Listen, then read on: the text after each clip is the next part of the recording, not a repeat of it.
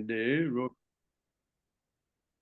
everybody, it looks like we are actually now recording the meeting, so that's good. All right, so tonight we're going to be studying chapter 11 and chapter 12 and potentially chapter 13 in the ongoing story of Jada and his instructions to King Rahugana. So it should be a very, very good read, and I think we're going to have a great time with it. And as usual, we'll always start with our pranams. And that starts out like this. Nama Om Vishnu Padaya, Krishna Pristaya Bhutale, Srimate Bhaktivedanta Swaminiti Namane. Namaste Saraswati Devi, Gaudavani Pracharine, Nirvishesha Shunyavadi Paschat Yareshikarane. Jai Sri Krishna Chaitanya, Prabhu Nityananda, Shridvadi Giridhari, Shiva Sri Gauda Bhakta Vrinda. Hare Krishna, Krishna Krishna, Hare Hare. Hare Ram, Ram Ram, Hare Hare. Om Namo Bhagavate Vasudevaya. Om Namo Bhagavate Vasudevaya. Om Namo Bhagavate Vasudevaya. Srimad Bhagavatam, Canto 5, Chapter 11, Jada instructs King Rahugana. Listen with rapt attention as you hear this great narration of the incarnation of God and the king of the world at the time. Text 1. The Brahmin Jada said, "My dear king, although you are not at all experienced, you are trying to speak like a very experienced man. Consequently, you cannot be considered an experienced person. An experienced person does not speak the way you are speaking about the relationship between the master and the servant or about material pains and pleasures. These are simply external activities. Any advanced, experienced man, considering the absolute truth, does not talk in this way.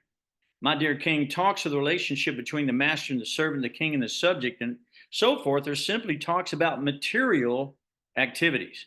People interested in material activities, which are expounded in the Vedas, are intent on performing material sacrifices and placing faith in their material activities.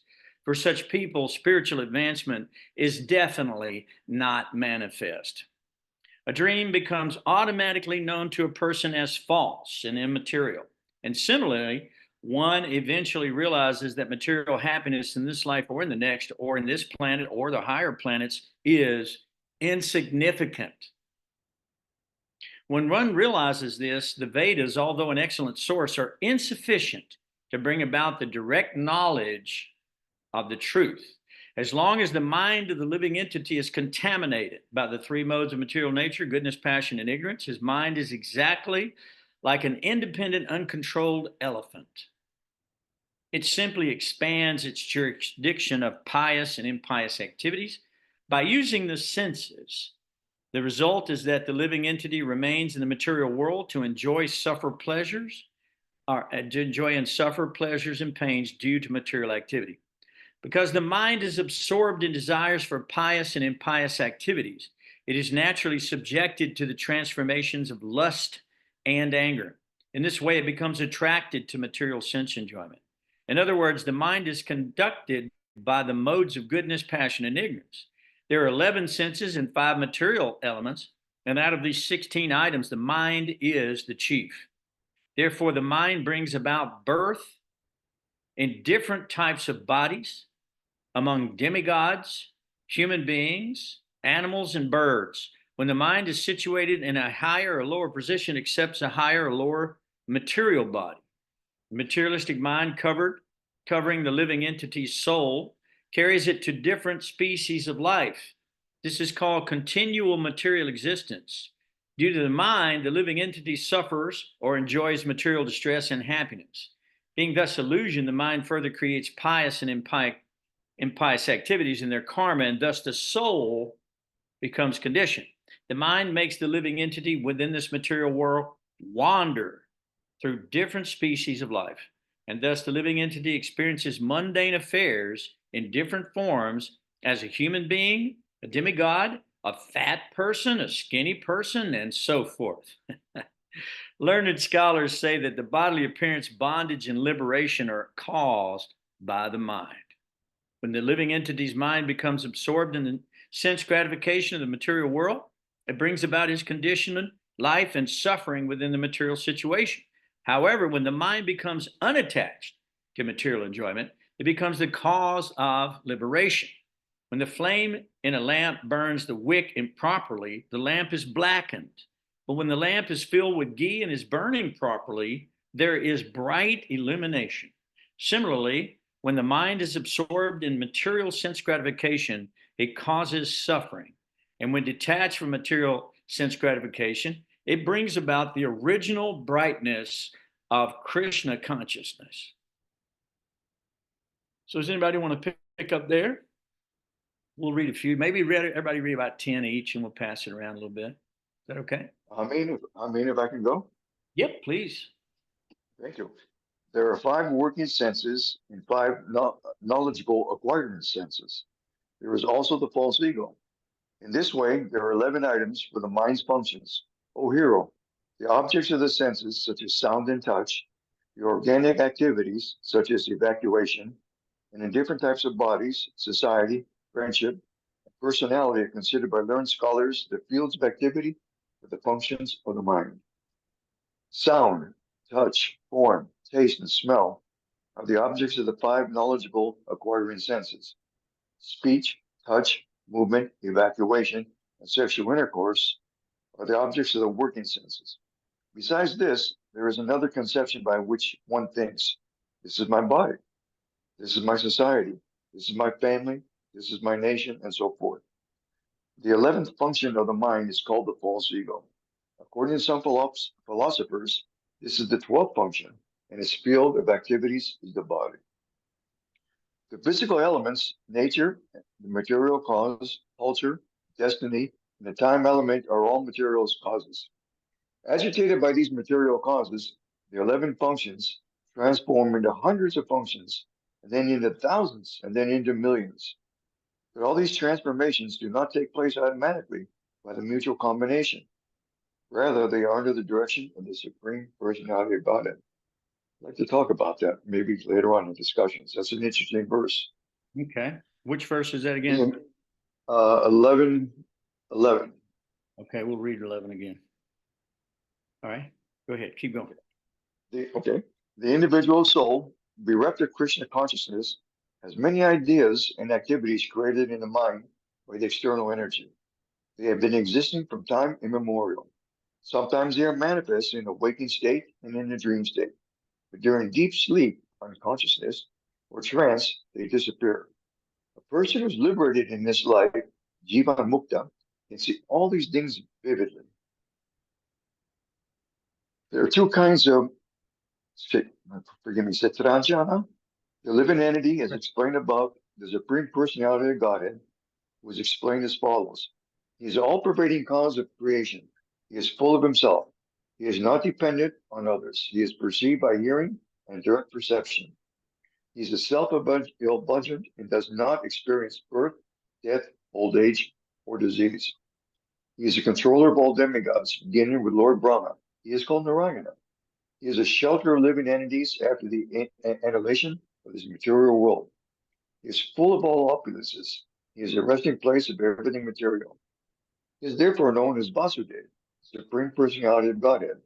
By his own potency, he is present within the hearts of all living entities, just as the air or vital force is within the bodies of all beings, moving and non-moving. In this way, he controls the body. In his partial feature, the Supreme Personality of Godhead enters all bodies and controls them. My dear King Rahugana, as long as conditioned souls accept the material body is not freed from the contamination of material enjoyment, and as long as he does not conquer his 6 enemies and comes to the platform of self-realization by awakening his spiritual knowledge, he has to wander among different places, different species of life in the material world. Shall I go on, or somebody wants to take it?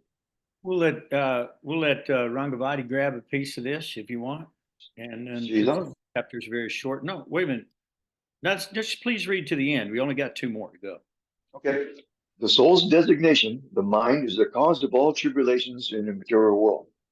As long as this fact is unknown to the conditioned living entity, he has to accept a miserable condition for the material body, wander within the universe in different positions.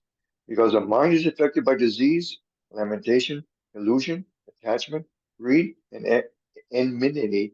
It creates bondage and a false sense of intimacy within this material world. The uncontrolled mind is the greatest enemy of the living entity. If one neglects it or gives it a chance, it will grow more and more powerful and will become victorious. Although it's not factual, it is very strong. It covers the constitutional position of the soul. O King, please try to conquer this mind by the weapon of service, the lotus feet, the spiritual master, and supreme personality of Godhead. Do this with great care. Jada. Beautiful. Thank you very much for that. And Rangavanti, would you mind picking up right there in the beginning of the next chapter, which would be chapter 12? Yeah. Can you do that? Yeah, just getting my dictation to work. Yeah. King Rahugana said, O most exalted personality, you are not different from the supreme personality of Godhead. By the influence of your true self, all kinds of contradiction in the sastras have been removed. In the dress of a friend of a Brahmana, you are hiding your transcendental blissful position. I offer my respectful obeisances unto you. O best of the Brahmanas, my body is filled with dirty things, and my vision has been bitten by the serpent of pride. Due to my material conceptions, I am diseased. Your nectarian instructions are the proper medicine for one suffering from such a fever, and they are cooling waters for one scorched by the heat. Whatever doubts I have about the particular subject matter, I shall ask you about later. For the time being, these mysterious yoga instructions you have given me for self-realization appear very difficult to understand. Please repeat them in a simple way so that I can understand them. My mind is very inquisitive and I want to understand this clearly. O Master of Yogic power, you said that fatigue resulting from moving the body here and there is appreciated by direct perception. But actually there is no fatigue. It simply exists as a matter of formality. By such inquiries and answers, no one can come to the conclusion of the absolute truth. Because of your presentation of this statement, my mind is a little disturbed. The self-realized Brahma, Jada Bharata, said, among the various material combinations and permutations, there are various forms and earthly transformations. For some reason, these move on the surface of the earth and are called palanquin carriers. Those material transformations which do not move are gross material objects like stones. In any case, the material body is made of earth and stone in the form of feet, ankles, calves, knees, thighs, torso, throat, and head. Upon the shoulders is the wooden palanquin of the king. No, and read that again. Upon the shoulders is the wooden palanquin, and within the palanquin is the so-called kin of Suvira. The body of the kin is simply another transformation of earth, but within that body your lordship is situated and falsely thinking that you are the kin of the state of Suvira. It is a fact, however, that these innocent people carry in your palanquin without payment. Not paid. I didn't know that. I thought it was going to be their job. They must be slaves, I suppose.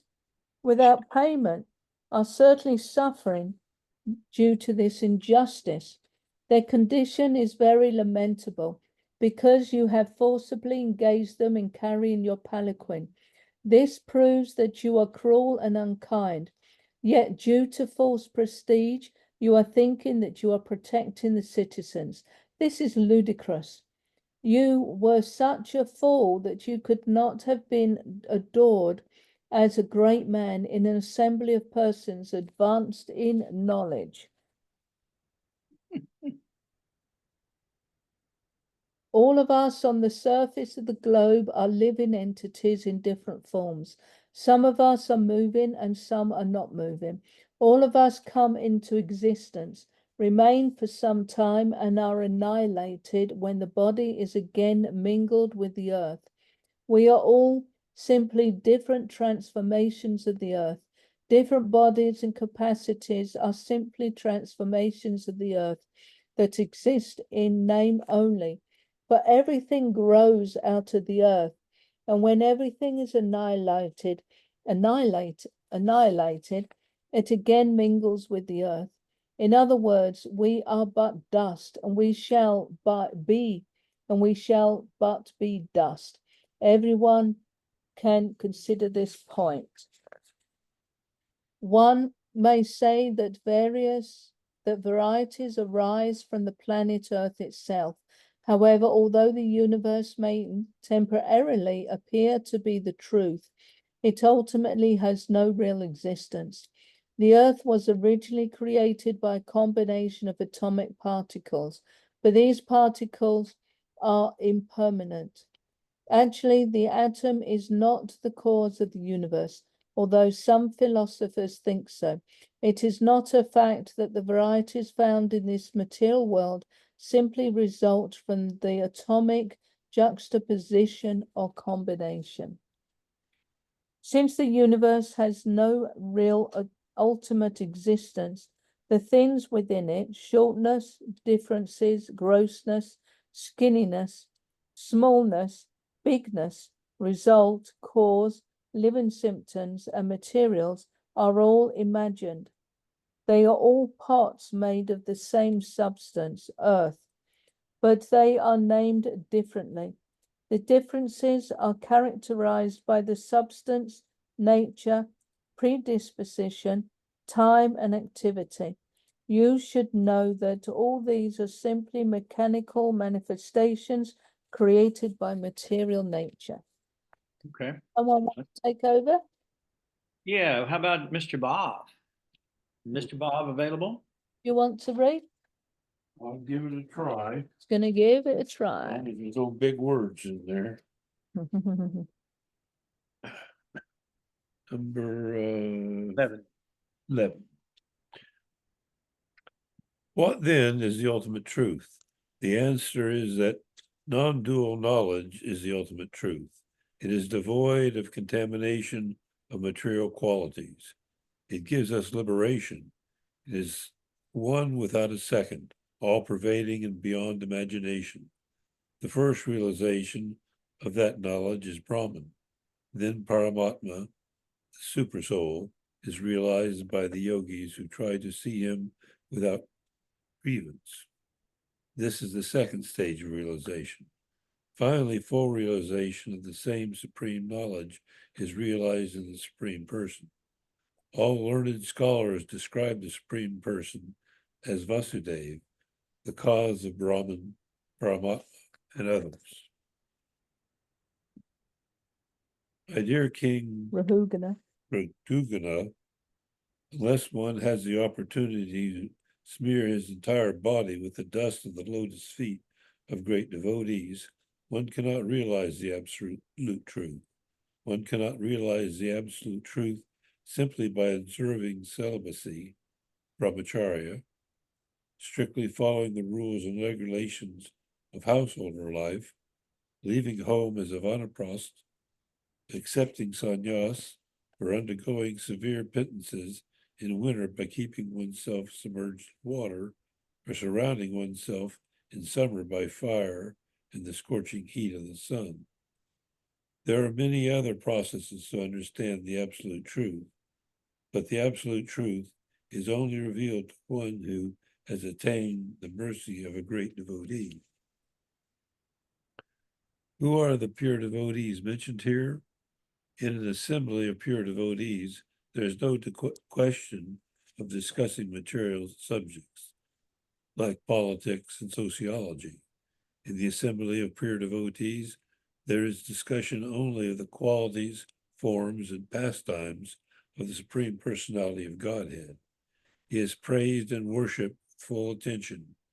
In the association of pure devotees, by constantly hearing these topics respectfully, even a person who wants to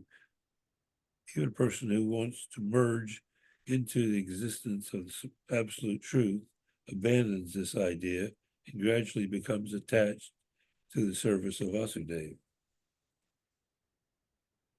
In the previous birth, I was known as Maharaj Bharata. I attained perfection by becoming completely detached from material activities. Through direct experience and through indirect experience, I received understanding from the Vedas. I was fully engaged in the service of the Lord, but due to my misfortune, I became very affectionate to a small deer. It's so much so that I neglected my spiritual duties. Due to my deep affection for the deer, in my next life, I had to accept the body of a deer. My dear heroic king, due to my past sincere service to the Lord, I can remember everything in my past life, even while in this body of a deer. Because I am aware of the fall down in my past life, I always keep myself separate from the association of ordinary men. Being afraid of their bad materialistic association, I wander alone, unannounced by others. Simply by associating with exalted devotees, anyone can attain perfection of knowledge, and with the sword of knowledge can cut to pieces the illusionary associations within this material world. Through the association of devotees, one can engage in the service of the Lord by hearing and chanting Shravan Kirtanam. Shravtan Kirtanam. Thus, one can revive his dormant Krishna consciousness, and sticking to the cultivation of Krishna consciousness, return home, back to Godhead, even in this life. Jai. That's wonderful. That's one that we used to quote a long time ago about being able to go back home in this lifetime. Prabhupada had said that many times. You can go back in this lifetime. It's difficult, but through devotional service, you can do it. If you don't mind, I'll start reading a little bit from the next chapter then. This is chapter 13. And what's the name of this chapter? Rahugana converses with Jada Bharat. Okay, continuing the conversation.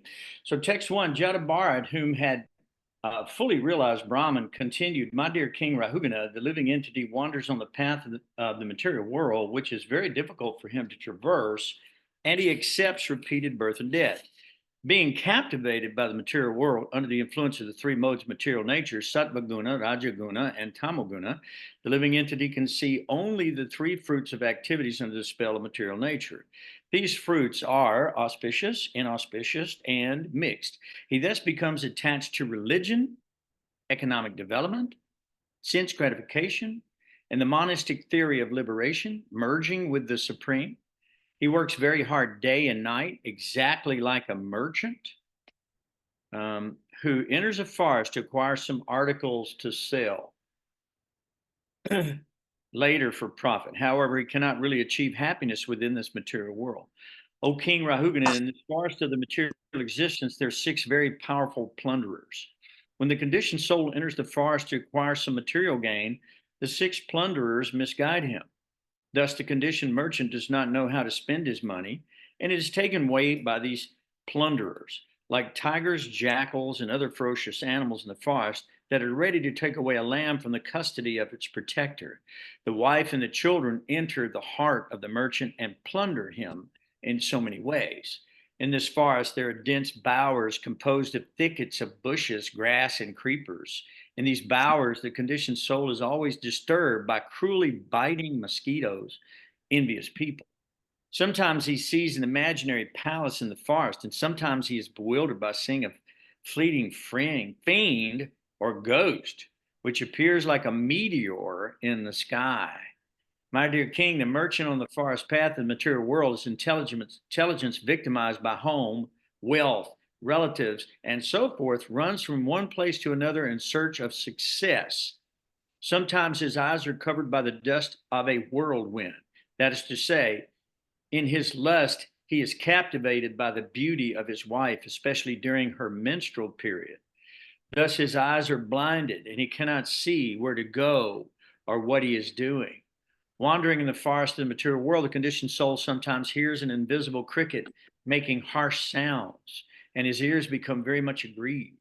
Sometimes his heart is pained by the sounds of owls, which are just like the harsh words of his enemies. Sometimes he takes shelter of a tree that has no fruits or flowers.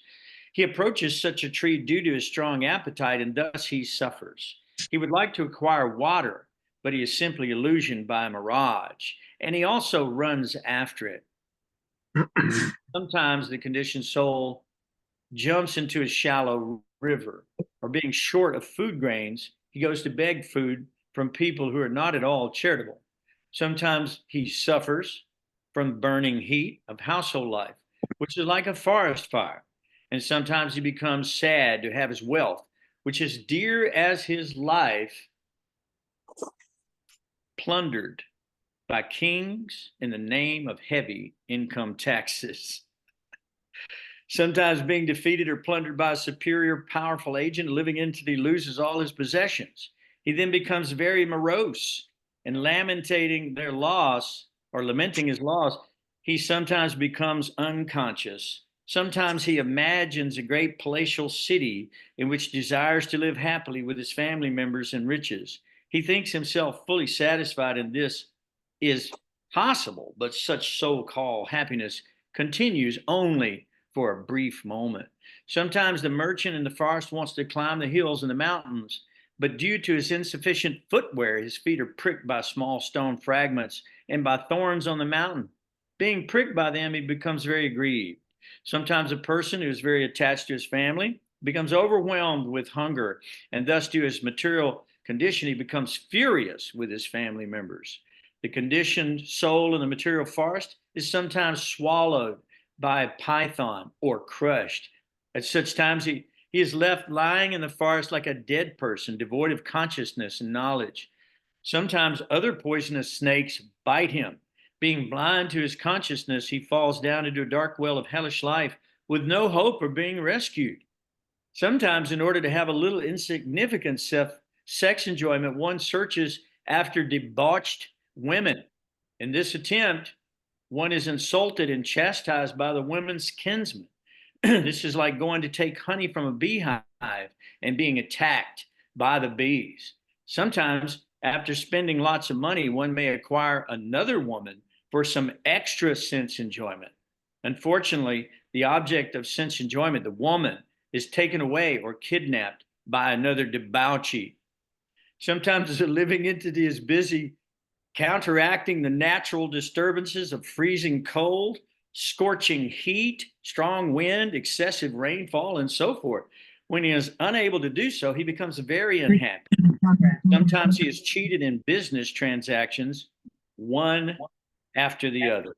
In this way, by cheating, living entities create enmity amongst themselves. Now, Rakesh, I noticed you're here, so we're going to require that you read, if that's okay. Are you with us on text 12, and can you start now? Yes, for text 12, which chapter? This will be chapter 13, right? Yep. 13. 13. I'll read. I can read while you're looking it up, and then you stop me on the next. I got it. Okay, go. Chapter 13, text 12. On the forced path of material existence, sometimes a person is without wealth, and due to this does not have a proper home, bed, or sitting place, nor proper family enjoyment. He therefore goes to beg money from others, but when his desires are not fulfilled by begging, he wants to borrow or steal the property of others. Thus, he is insulted in society. Due to monetary transactions, relationships become very strained and end in enmity. Sometimes the husband and wife walk on the path of material progress, and to maintain their relationship, they work very hard. Sometimes, due to scarcity of money or due to diseased conditions, they are embarrassed and almost die.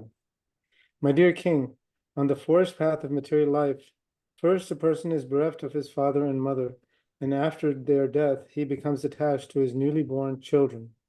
In this way, he wanders on the path of material progress and is eventually embarrassed. Nonetheless, no one knows how to get out of this, even up to the moment of death. There were and are many political and social heroes who have conquered enemies of equal power. Yet, due to their ignorance in believing that the land is theirs, they fight one another and lay down their lives in battle. They are not able to take up the spiritual path accepted by those in the renounced order. Although they have big heroes and political leaders, although they are big heroes and political leaders, they cannot take to the path of spiritual realization. Sometimes the living entity in the forest of material existence takes shelter of creepers and desires to hear the chirping of the birds in those creepers. Being afraid of roaring lions in the forest, he makes friends with cranes, herons, and vultures.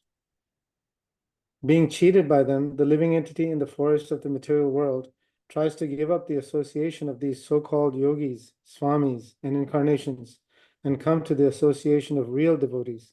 But due to misfortune, he cannot follow the instructions of the spiritual master or advanced devotees.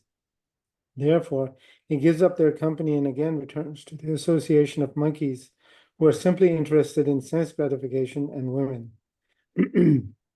He derives satisfaction by associating with sense gratifiers and enjoying sex and intoxication. In this way, he spoils his life simply by indulging in sex and intoxication. Looking into the faces of other sense gratifiers, he becomes forgetful and thus approaches death. When the living entity becomes exactly like a monkey jumping from one branch to another, he remains in the tree of household life without any profit but sex. Thus he is kicked by his wife just like the he-ass. Unable to gain release, he remains helplessly in that position. Sometimes he falls victim to an incurable disease, which is like falling into a mountain cave. He becomes afraid of death, which is like the elephant in the back of that cave, and he remains stranded, grasping at the twigs and branches of a creeper. O killer of enemies, Maharaj Rahugana, if the conditioned soul somehow or other gets out of his dangerous position, he again returns to his home to enjoy sex life, for that is the way of attachment. Thus, under the spell of the Lord's material energy, he continues to loiter in the forest of material existence. He does not discover his real interest even at the point of death. My dear King Rahugana, you are also a victim of the external energy, being situated on the path of attraction to material pleasure. So that you may become an equal friend to all living entities, I now advise you to give up your kingly position and the rod by which you punish criminals. Give up attraction to the sense objects and take up the sword of knowledge sharpened by devotional service. Then you will be able to cut the hard knot of illusory energy and cross to the other side of the ocean of nations. Would you like me to stop there and somebody else can read? Well, there's only 5 more to go, so Okay. yeah, you might finish it now. Okay. King Rahugana said, "This birth as a human being is the best of all. Even birth among the demigods in the heavenly planets is not as glorious as birth as a human being on this earth. What is the use of the exalted position of a demigod? In the heavenly planets, due to profuse material comforts, there is no possibility of associating with devotees. It is not at all wonderful that simply by being covered by the dust of your lotus feet, one immediately attains the platform of pure devotional service to Adhokshaja, which is not available even to great demigods like Brahma. By associating with you just for a moment, I am now freed from all argument, false prestige, and lack of discrimination, which are the roots of entanglement in the material world. Now I am free from all these problems. I offer my respectful obeisances unto the great personalities, whether they walk on the earth's surface as children, young boys, avadutas, or great brahmanas. Even if they are hidden under different guises, I offer my respects to all of them. By their mercy, may there be good fortune in the royal dynasties that are always offending them." Srila Shukadev Goswami continued, "My dear king, O son of Mother Uttara, there were some waves of dissatisfaction in the mind of Jada Bharata due to his being insulted by King Rahugana, who made him carry his palanquin. But Jada Bharata neglected this, and his heart again became calm and quiet like an ocean. Although King Rahugana had insulted him, he was a great Paramahamsa. Being a Vaishnava, he was naturally very kind-hearted, and he therefore told the king about the constitutional position of the soul. He then forgot the insult because King Rahugana pitifully begged pardon at his lotus feet. After this, he began to wander all over the earth, just as before. After receiving lessons from the great devotee Jada, King Rahugana of the state of Sauvira became completely aware of the constitutional position of the soul. He thus gave up the bodily conception completely. My dear king, whoever takes shelter of the servant of the Lord is certainly glorified because he can without difficulty give up the bodily conception. King Parikshit then told Shukadev Goswami, my dear Lord, O great devotee sage, you are omniscient. You have very nicely described the position of the conditioned soul who is compared to a merchant in the forest. From these instructions, intelligent men can understand that the senses of a person and the bodily conception are like rogues and thieves in that forest, and one's wife and children are like jackals and other ferocious animals. However, it is not very easy for the unintelligent to understand the purport of this story because it is difficult to extricate the exact meaning from the allegory. I therefore request your holiness to give the direct meaning. Okay. Well, that's wonderful. So thank you very much for that. The next chapter is the material world as a great forest of enjoyment. And we're going to read that one also and add it to this next week. But in the meantime, we have finished these three chapters tonight. So that's actually pretty good, isn't it? Hey, we're getting there. We're getting there, y'all, a little at a time. So yeah, very, very good. This is all wonderful stuff. I'm sure you probably got some things you want to bring out about this story. Chapter 11, chapter 12, and chapter 13 are the ones that we studied tonight. And so if there's any comments or any questions or anything you want to go over, that would be well received. Yes, I do if I can. Mhm. In all the years I've been reading the scriptures, I rarely see anything that crosses over into Christianity, for lack of a comparison. And not to discuss it, just more of a comment that that we're all dust, and we're all going to return to dust. That's an old Christian saying, right? Well, the Christians do use that one as well. Yeah. No, I mean, but This it's the first time predates I've heard of. Christianity by maybe a few million years, but that's okay. Yeah. Well, okay. Yeah. You're right. You're right. I guess my comment is it's one of the few times I've seen a correlation between the two, almost in exact words. Right. That's right. No, there's a lot of correlations. I've been working on a kind of an essay that I'm working on. It's the comparisons between the Bible and the Vedas. And it may take me my whole life to finish it. I'm doing a little at a time, but you'd be surprised how many correlations there are. The absolute truth, all these religions, everything, we're all like pearls strung on this one strand, on this thread. So this thread is non-dual truth, non-dual. That's what we're going to talk about that a little bit more in a minute. But there's yin and yang, up and down, in and out, good and bad, happiness, distress in the material world. But on the absolute plane, those things don't exist like that. So they're called non-dual. So the idea is that we need to understand who we are, and then we need to live in that in realization, that non-dual realization. And we're going to get to that in a minute. But no, there's some correlations. And I have a question also. Okay. Yeah. I'll ask when you finish. Is it okay if I ask? Yeah, please. It's going to sound a little mundane, but to me, I'm curious about this. So when Maharaj Bharat, remembered that he took the birth of a deer. Mm-hmm. So during his time as the deer, and it's almost a silly question, but was he remembering it and lamenting that I was a king and excuse my language, what the hell did I do? I'm inside this deer body. So is he thinking that way as a deer? Because he has to think and behave as a deer. But is there any reference that he had the capacity as his previous birth and he remembered everything at the same time while suffering in a deer body? Yeah, that's described in the chapter that we read, and he did remember. He was blessed. See, he was so pious. He was the king of the world. He had performed all sacrifices. He was a pure devotee. He had already left the kingdom, palace, everything, gone to Himalayas, Madhurashram. He's up there. He's meditating. He's in samadhi.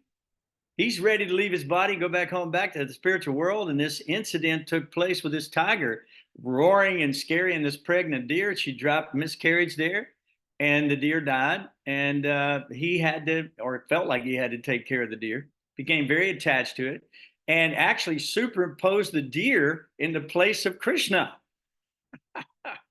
See, isn't that funny how we're all doing that? We're all doing that. And so it's not a metaphor, it's a real situation that he was in. But for us, it's a good example because we all have gods before God. In other words, in the Bible, it says, "Thou shalt have no other God before me."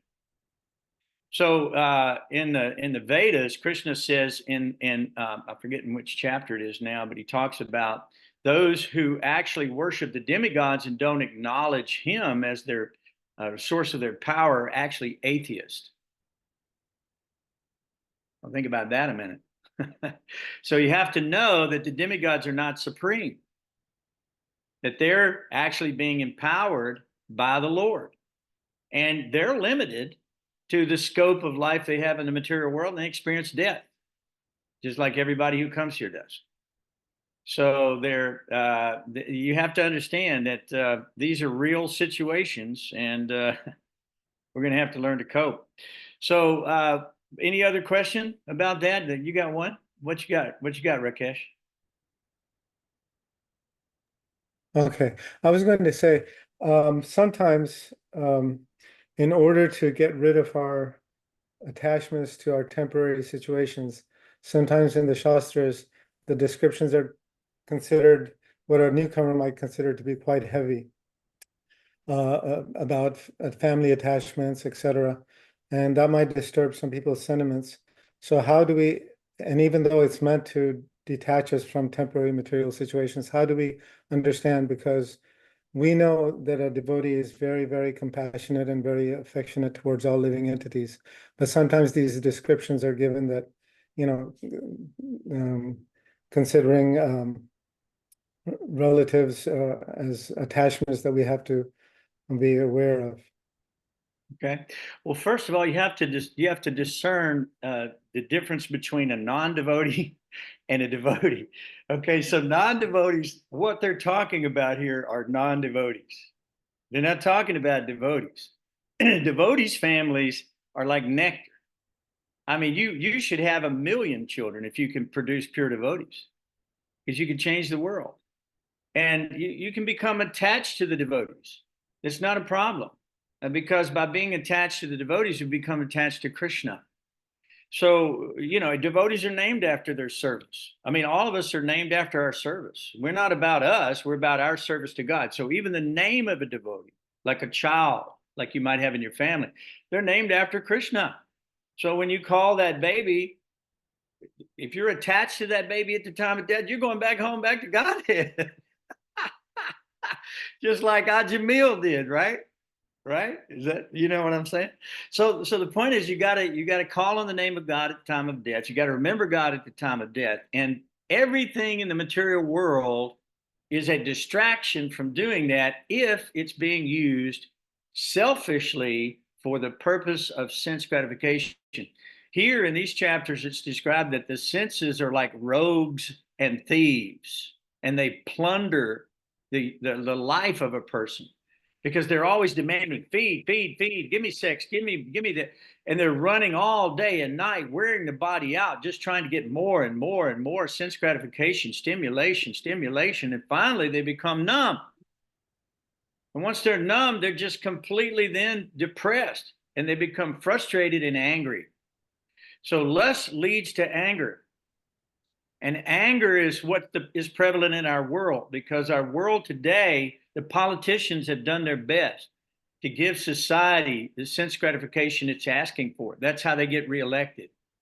They go on a platform of, what do you want to gratify your senses? Right, Rakesh? And then what happens is then they say, I promise you, I will give it to you. And they get the innocent public to believe that they will actually do that. What fools we are. And then when they get elected, they don't do it. but somehow or another, because they're so clever, they still convince the public to reelect them again and again and again. And all they're doing is being exploited.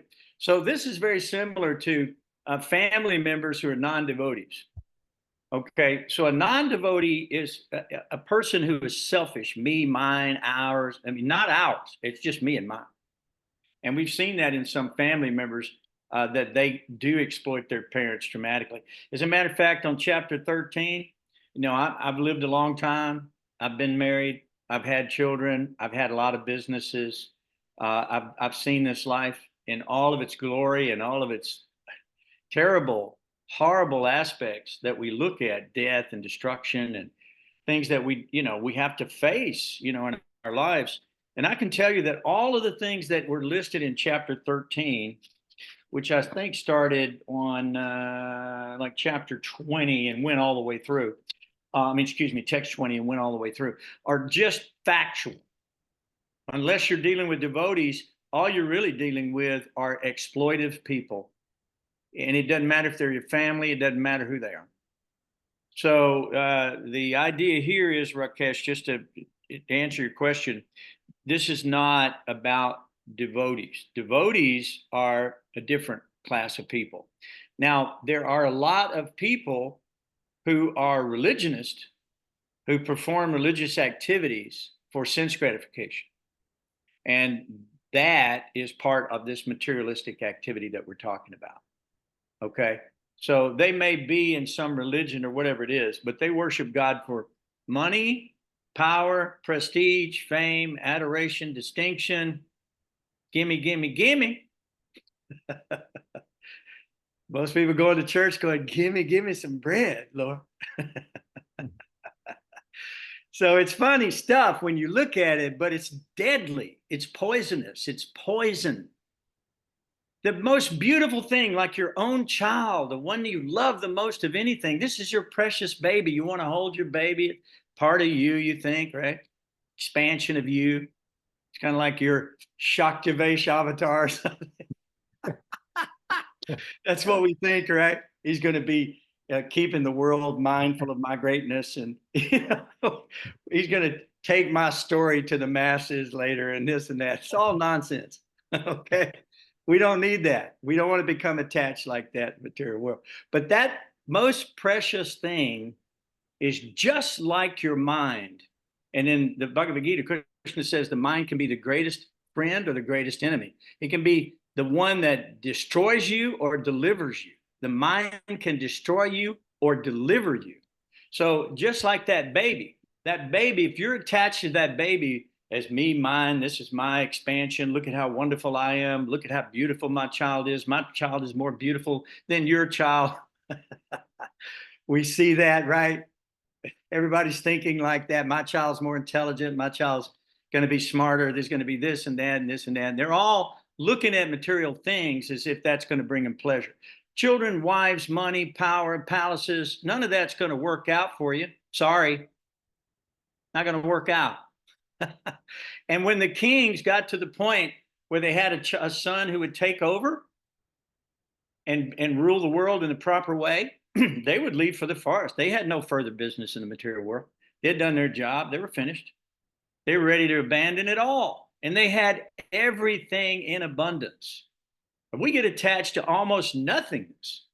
I mean, we're like in a situation where we got no money. And we're still attached to it. And we're like, oh my God. So we're holding on to that little shilling, and we're thinking that somehow or another is going to be our satisfaction. So I don't know if that answered your question, but I hope it did. It did. Thank you very much. I love your comment there, Prabhu, about what the politicians are selling people. Although he goes in and out of my feeble brain, but the way you said it was, you're right. They're selling a bill of goods, and people are buying it, and it's all to satisfy their senses. It's That was snake very well oil. put. It's snake oil. They're going around in these wagons in the old days, and they come into a town and put a bottle of some caramel colored water in it, in a bottle, and they would sell it to people for a lot and promise it would cure you. And normally it was just colored water. So that's what these people are buying. All these promises of politicians are like colored water in a bottle being sold by a snake oil salesman at a circus somewhere. Does that give you a pretty good impression of what I'm trying to say? Okay, so we're having some fun with this tonight. But I do want to recap these chapters, if that's okay with you, because there's a few things in here that we need to bring to light. And we got a few extra minutes here tonight. Somehow or another, we got through. We had our good readers with us tonight. Got our best readers here. All right, so if we go back to chapter 11 and we just kind of recap the chapter, there's a few points in the chapter that I think we ought to talk about. First of all, the first thing that Jada explains to King Rahugana is that we're affected by the three modes of material nature. It's all material. He's thinking he's a king. He's thinking he like lives like he's in charge of something. He's thinking like he's powerful. He's this and that. But that all relates to the body, has nothing to do with the soul necessarily. So excuse me, I got to go back a chapter. Hold on. But so he gets chastised by Jada. Did you notice that? That he got chastised. Jada, the palanquin carrier, who seemed to be dumb and dull and blind, he's stole by the dacoits who took him to Shiva because he thought he was a man animal. Now he's chastising the king because he's stopping the palanquin because he doesn't want to step on the ants. So the palanquin's going all kinds of ways, and the king's yelling at him and stuff. And finally, he understands the position of who Jada is, and he falls like a rod before him and offers respects and takes his instruction. Well, the first thing the spiritual master does is cut through the nonsense and chastises the bogus rascal. So he chastised him really good. You should read that part again. It was so much fun to hear that.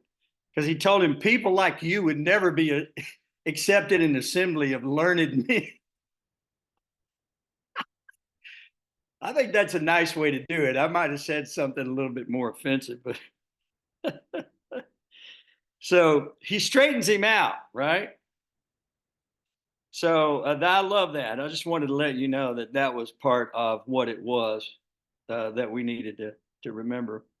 He thought he was an experienced person. He says, you cannot be considered to be an experienced person, because the way you're speaking about the relationship between service and master, material pains and pleasures, these are all external activities.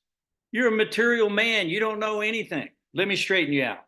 So then he starts talking about the absolute truth in such succinct, exacting, consistent, and understandable terms that it's almost like Jada. He's so self-realized. He's been through all this trouble. King of the world, learned everything, right? Became a deer. Then he had to be a son of a Brahmin. Now he's going through all. So now he's Jada. Come on. I mean, he's been through it all, and he is sick of it. And what he's doing is just like taking a ball bat, slamming that right up the side of the head of King Rahugana with this realization. He's just knocking it into his brains. Now, one thing that you said a minute ago, Rakesh, that I thought was important. Yes, there are some harsh terms and some harsh reality. You know, Prabhupada used to say that the truth can be very difficult to hear. The truth cannot be wanted. You don't want to hear the truth. This is truth we don't want to hear. We don't want to hear these topics because they're adverse to our misconception of false ego, where the mind is telling that you are the owner, you are God, you are the one who's in charge and control, and you've mastered all this, and these are all your possessions. That is the cause of pain and suffering and misery in the material world. So the first thing he does is he gives him the sword of knowledge so that he can cut through this illusion. He has to be able to cut through the hard knot of the heart and understand all of this. And he also goes on to say that he's He's if he can't control lust and anger, if you can't control it, and you let it take over your life, which he just did to Jada. He got angry at him over material matter. He said, if you can't control it, then you are bound to take birth in various species of life. All due to the mind. All due to the mind. The soul actually becomes conditioned to the mind. You know, I had a talk with somebody the other day, and they were saying the soul is conditioned. I said, oh, the soul is pure. It's never conditioned. But here it says the soul is conditioned by the mind. And the reason for that is the soul has left the spiritual sky and come here to try to find God without God. I want the kingdom of God. I just don't want God to be in it, because he's spoiling all my fun. I want to be the supreme personality. I want to be the king of the hill. And here's this other guy, Krishna, over here. He's making me look bad. And we've seen this happen with Krishna and Brahma, where Brahma had to be rectified. Remember, we stole all the cowherd boys and everything. You remember that in the story of the 10th canto? He had to be shown up. Indra, he's flooding everything. Krishna just picks up Govardhan Hill, no problem. I'll save the people from you, rascal. So Indra has to come and offer his prayers. So this is what happens. Even if you go to the heavenly planets, it's not pure devotion. It's religiosity that got them there. They may be performing it perfectly well, and they may be also doing great sacrifices and pujas and this and that. But we see that there's even envy at the highest level. Daksha, look at Daksha. Look at the story of Daksha and Shiva. We see that even Indra, he stole the sacrificial horse from Shabda, right? Come on, there's envy, lust, greed, and anger even in the heavenly planets. So the only solution is to smear the body, smear it with the dust from the lotus feet of the pure devotees. That's the only way out. Because the Vedas, they're not going to get you out of here. They're going to get you to a heavenly planet, but they're not going to get you out of here. And as long as you're in the material world, you're in a dangerous position. Anything could happen at any moment. We don't know. Heck, a volcano may blow up, a meteor may strike. I mean, who's in control of this stuff? Not you, not me, not my government, right? Prabhupada said, if World War III comes, he said, what do we do, Prabhupada? What do we do? Prabhupada said, chant Hare Krishna. I mean, what's your problem? Chant Hare Krishna. Time to go home. What else did you want? You want something else? Here's a nuclear bomb. Have that. Just chant Hare Krishna and be evaporated in the material world. You don't want this place anyway. And great souls, yogis, have given up their body on purpose by bringing up the life force through the chakras and out the top of the head and send it directly to where they want it to go. So if we have an opportunity to go out chanting or be surrounded by devotees who are chanting, that's ideal. It doesn't really matter. You're going to die today, tomorrow, next week, next month, next year. Doesn't matter. So these harsh words that we're reading about, they're not actually meant to hurt anyone. These words are actually meant to liberate somebody. It's like sometimes the mother will give you a medicine that's bitter, and she tries to mix it with something sweet so you'll take it. But some medicines can't be sweetened. Have you ever noticed that? Some medicines are bitter. Not going to be any way around it. And so these truths can be bitter. To a materialistic person, they're a wake-up call. And to a devotee, they're an inspiration to love God more and more and more and realize that his Bharata Rupa, the material expansion, the Mahatattva, that this place is a place of birth and death. A Brahma Bhuvadal Loka. Whatever you're at, highest planet, down to the lowest, all the places of misery wherein repeated birth and death take place. So get over it, get out of here. And it's all due to the mind. So the soul actually manifests around it according to the false ego and the mind and all of that, due to the modes, manifested around it unlimited varieties of bodies, 8,400,000 species. And we wander in all those species thinking, finally, I will find the perfect woman.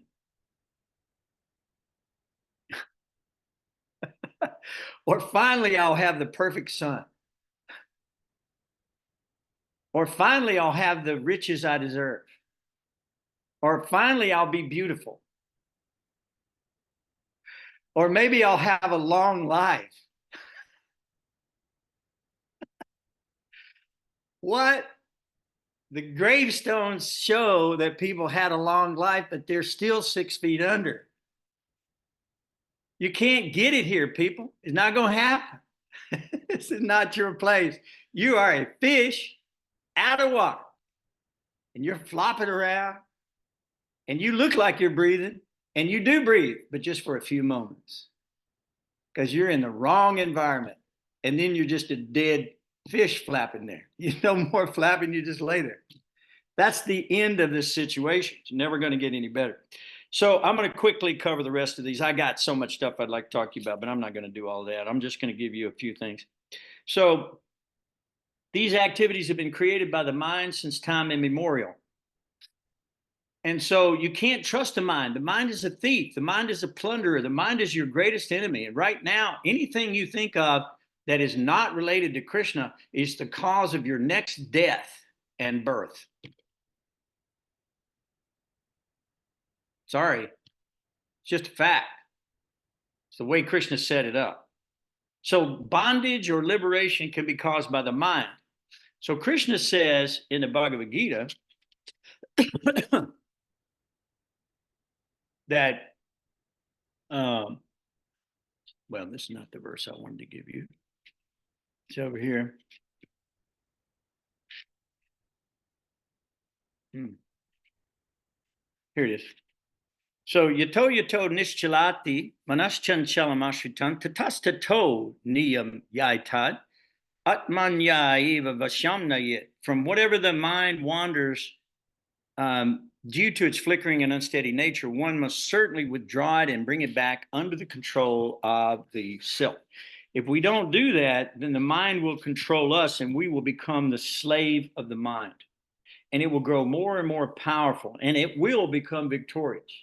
Those are the words that Jada Bharata used.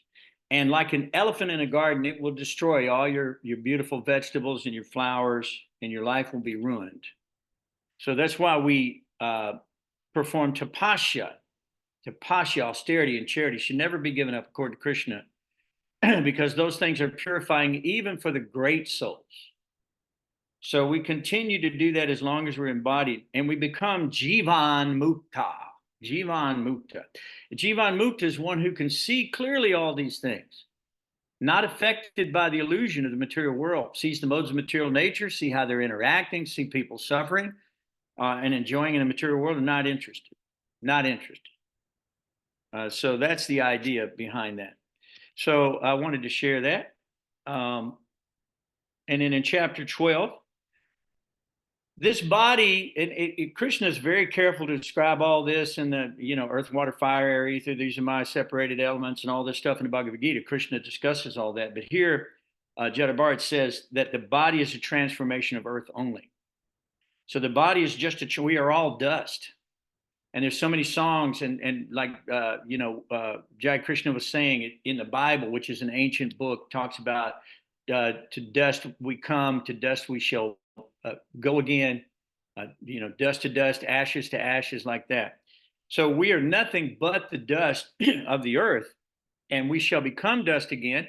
Bhagavatam describes it a little bit more in detail. It says also you can become stool. How's that sound? You can become stool. I was just sitting in the yard outside listening to the birds chirp. Beautiful bird flies up. Gorgeous bird, like this, it's some kind of cardinal or whatever. And the first thing it does, it goes and gets this big bug and it attacks it. And then it starts picking it apart. And I'm watching the bug, pieces of the bug are flying off, and then he's eating this bug. And I'm thinking, what a beautiful sight of catastrophic death. This bug was enjoying his senses, and now he's being enjoyed. Soon to become cardinal stool. That's what I thought about. Crazy. So dust, ashes, or stool. That's why we go to the funeral pyre, we become ashes. So non-dual knowledge was covered in chapter 12. Non-dual knowledge is a big deal because non-dual knowledge is knowledge about God, one without a second, beyond imagination, beyond concoction. This is knowledge that's transcendental knowledge. This is knowledge about the three realizations of God. And what are they? Three realizations of God start with Brahman realization, right? So that's the first. And most of these people that we're reading about in Srimad Bhagavatam are just Brahman realized. They're not Paramatma realized, and they're definitely not Bhagavan realized. Not yet.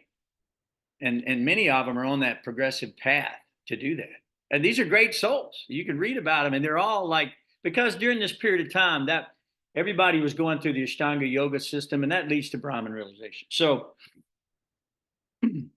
So this non-dual knowledge starts with Brahman realization. The second stage of realization is Paramama, the God's in everything. And then the final realization is that there is God, one without a second, the creator behind it all.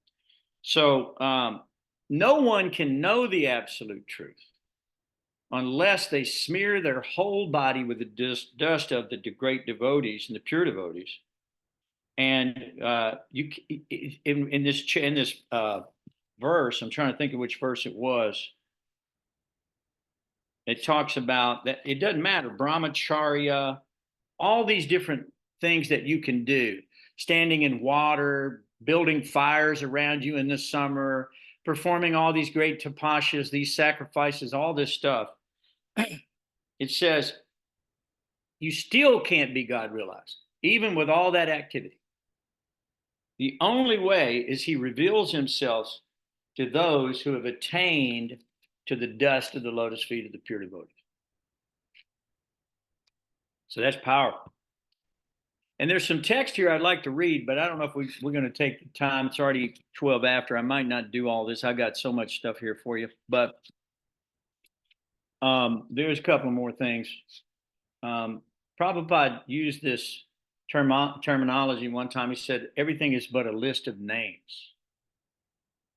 And so all of this stuff that we see around us is endlessly mutable, according to Krishna and Bhagavad Gita. Endlessly mutable.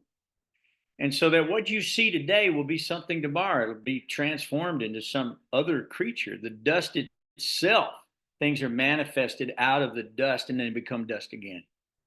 And we can take any species that we want, and we're forced to wander in the material world and loiter here. That's what the Bhagavatam says. We're loitering here. You ever seen those signs that says no loitering? Well, we should have a big sign at the temple, no loitering. You know, come in here and perform devotional service. Don't loiter about the material world. You're going to get yourself in trouble. The idle mind is the devil's workshop. You've heard it. And that's going on in this material world like it's going out of style. So Prabhupada said, what was he left with when he left Vrindavan? What was he left with? A list of names only. You remember that? Rakesh, you remember that? A list of names. Where are they now? Where will they come to rescue me now? No. And at the time of death, solo flight. So you got to be prepared for that flight. And I believe that will get us to the destination, to the appropriate destination. Be ready for that flight by a life of Krishna consciousness.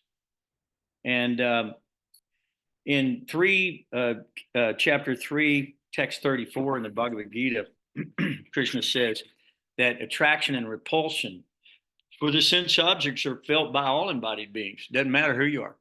You're going to feel attraction or repulsion, but you shouldn't fall under the control of these things because they're stumbling blocks on the path of devotional service, on the path of self-realization. So if you know the transcendental nature of God's appearance and his activities in the material world, 4:9, he says that this you won't take birth again in the material world. but you'll attain to his eternal abode. So very, very, very important point here. And these are all points that are found in Bhagavad Gita that corroborate exactly what Jada Bharata is telling us right here, right now. Very, very important. But we do know that Krishna explains in 7:13 that deluded by the modes of material nature, goodness, passion, and ignorance, the whole world does not know him. And they don't understand that he is above the modes of material nature and that he's inexhaustible. But he is. But in their material mindset, they can't take transcendental knowledge. They can't understand it. So they have to be given the mercy of the pure devotee. And through that, they may begin to understand. And after many, many births and deaths, one who actually understands God to be the cause of all causes and all that is, such a great soul, very rare, finally surrenders to the Lord. So that's our goal. Bahunam Janmanam Mante, that's 7:19. Look it up. Beautiful, beautiful verse that corroborates everything we're talking about here. But it's something we have to be very mindful of. And in Bhagavad Gita 9:3, Krishna reminds us of this very, very careful how he does. He says, at the end of this, it says, Mrityu samsara vartmani. And that means that those who are not faithful on the path of devotional service cannot attain me, but return to birth and death in this material world. So our goal is to remain faithful on the path of devotional service, to have a wake-up call by Jada Bharata and be given this stuff that we understand the material world is simply a place where one living entity is the food of another. Jivo jiva sajivanam. Nothing going on here but the tearing of flesh and the gnashing of teeth. And even if you look at it from the point of view that Arjuna had to when he saw the universal form from Krishna, what did he see? He saw mouse gnashing heads and people running headlong into this situation. We are all moths running to the flame, all of us, and will be consumed by those mouse in that flame. We want to be treated like the kitten is to the mother cat, not like the mouse. And this explanation will help us to get there. And so one thing I want to that stood out in my mind in chapter 13 was Jada Bharata instructed the king to give up his kingship. He told him to give it up because it's a source of material Maya for him. So he actually told him basically what Jesus told that rich man. Remember that rich man in the Bible? We're talking about correlations a minute ago, Jai Krishna. Here's another one. He says, take up your cross and follow me. And the rich man said, how can I do that? I have so many servants, so much money, so many barns filled with grain and this and that. How can I leave all that? And then Jesus looked at him and said, it's more difficult for a rich man to go to the kingdom of God than it is for a camel to pass through the eye of a needle. So Jada Bharata laid it on him in the same way, millions of years or whatever, thousands of years prior to that happening that Jesus did. So the absolute truth is the same everywhere.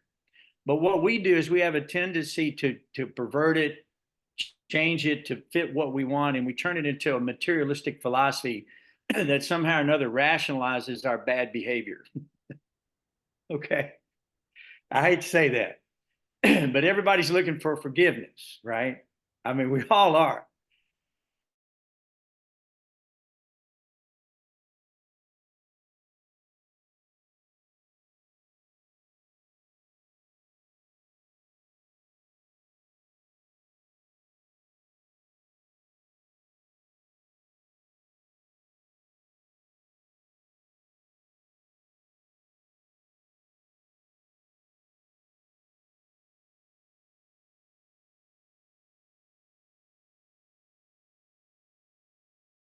Soon.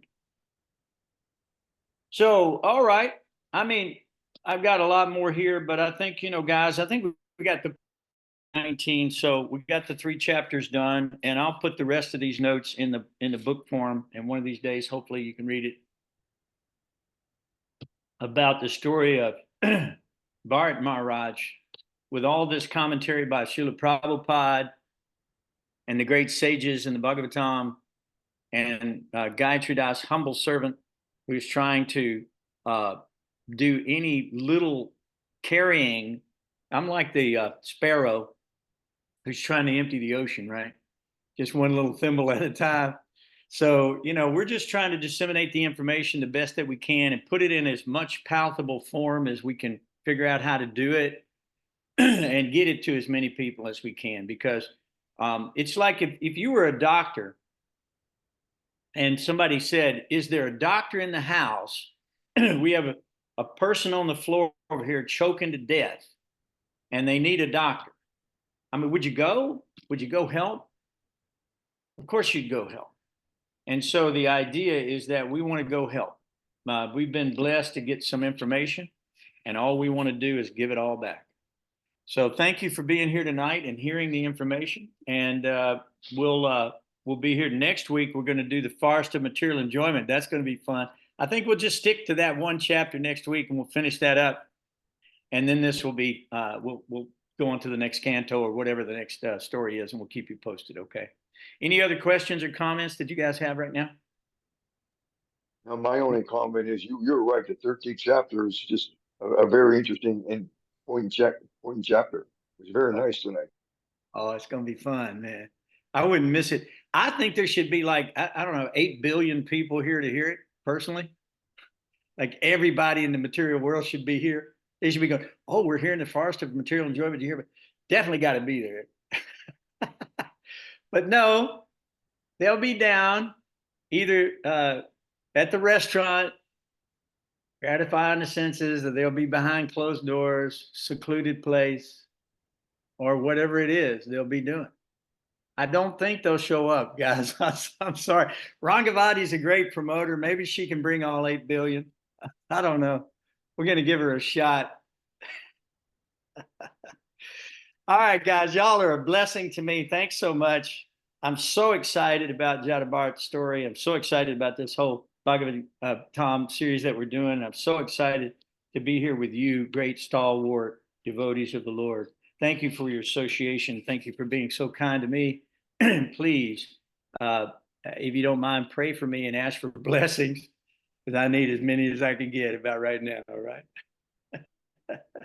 Hare Krishna, Krishna Krishna, Hare Hare. Hare Ram, Ram Ram. Hari Hari, Hari Bo. Hare Krishna. Have a great evening, everybody. Have a great.